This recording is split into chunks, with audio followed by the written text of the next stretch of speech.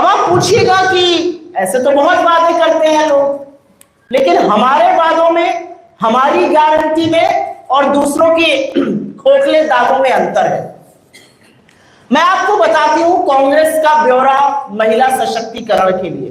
दिल्ली में हमारी सरकार थी, हमारी बेहद लोकप्रिय मुख्यमंत्री स्वर्गीय शीला दीक्षित जी। 2008 में उन्होंने लाडली योजना शुरू करी थी, जिसके तहत बच्ची की पैदाइश पर उसे 36,000 रुपए मिल जाते थे, और जब वो कक्षा 1 से 12 की पढ़ाई करती थी तो 25,000 रुपए उसे मिलते थे। जब वो 12वीं में पहुंच जाती थी तो 1 लाख रुपए उसके खाते में आ जाते थे। इससे उस बच्ची की शिक्षा, परिवारों को भी लगता था पढ़ाओ तो पैसा मिलेगा, और इसलिए दिल्ली का शिक्षा का स्तर बाकी जगहों से कहीं ऊंचा हुआ बच्चियों की शिक्षा के मामले में। हमारी कर्नाटका की सरकार बनी, हमने वादा किया था कि हम गृह लक्ष्मी योजना लाएंगे और गृह ज्योति योजना लाएंगे। कर्नाटका की हमारी सरकार 2,000 रुपए सीधा बैंक खातों में पात्र महिलाओं के डाल रही है, जिससे करीब करीब 1.5 करोड़ महिलाओं को और उससे ज्यादा परिवारों को फायदा मिल रहा है। हमने शक्ति योजना वहां लॉन्च करी, जिससे बस सेवा फ्री है। हमारी जो फ्री बिजली योजना है उससे भी महिलाओं को फायदा होता है, क्योंकि जितना महिलाएं बचा पाती हैं पैसा, उतना परिवार के समृद्धि में लगाती हैं।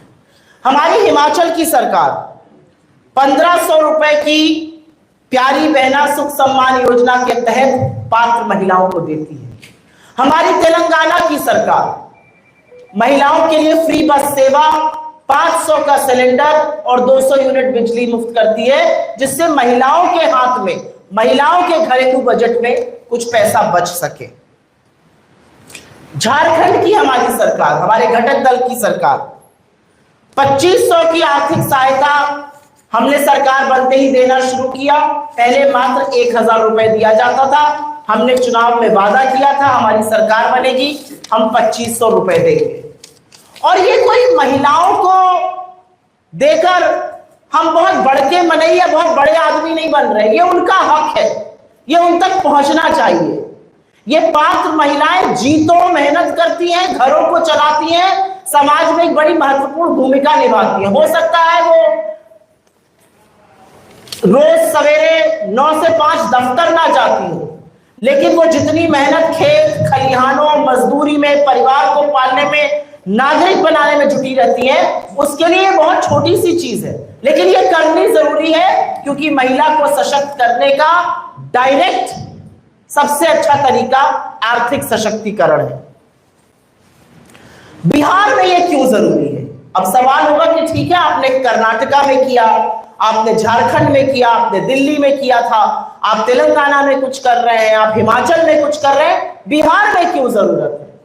बिहार में इसलिए जरूरत है क्योंकि जो जातीय सर्वेक्षण यहां पे छपा था, उसमें कुछ बहुत जरूरी तथ्य सामने आए, और वो बिहार की आर्थिक बदहाली दिखाते हैं।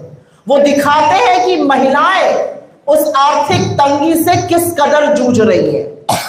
असलियत यह है कि करीब करीब 94.5 लाख परिवार 6,000 रुपए से कम पर मासिक गुजर बसर करने को मजबूर है। 94.5 लाख परिवार मतलब 5 करोड़ से ज्यादा लोग महीने के 6,000 रुपए से कम कमा रहे हैं और उसी में किसी तरह से अपनी गुजर बसर कर पा रहे हैं। इसी आंकड़े में आगे एक और चौंकाने वाला तथ्य आया। 82 लाख ऐसे परिवार हैं जो 10,000 रुपए से महीने में कम कमा रहे हैं और उनकी आय मात्र 67 रुपए प्रतिदिन है। आज बिहार के पटना के एक अच्छे कैफे में कॉफी पीने चले जाइएगा तो 67 रुपए में शायद कॉफी भी नहीं आएगी। ये असलियत है। और परिवार भरण पोषण, खाना पीना, कपड़ा लत्ता सब कुछ 67 रुपए रोज पे करने को मजबूर है। ये वो लोग हैं जो दिन 2 महीने के 10,000 कमाते हैं, जो महीने के 6,000 कमाते हैं, वो 40 रुपए पर अपने परिवार की गुजर बसर करने को मजबूर है। और इसीलिए हमें लगा कि महिलाओं की थोड़ी सहायता जरूरी है। इसलिए जरूरी है क्योंकि महिलाओं पर दोहरा मार पड़ रही है। महिलाओं पर दोहरी मार यह है कि घर के पुरुषों के पास, घर के बेटों के पास, जिनको एक वक्त की रोटी कम काट के पाला की नौकरी लग जाएगी बाबू की, उनकी नौकरी नहीं लगी, वो बेरोजगार है। और महिलाओं पर दोहरी मार इस बात की है कि महंगाई कमर तोड़ रही है और सबसे ज्यादा महंगाई का प्रभाव जो है वो महिलाओं पर होता है।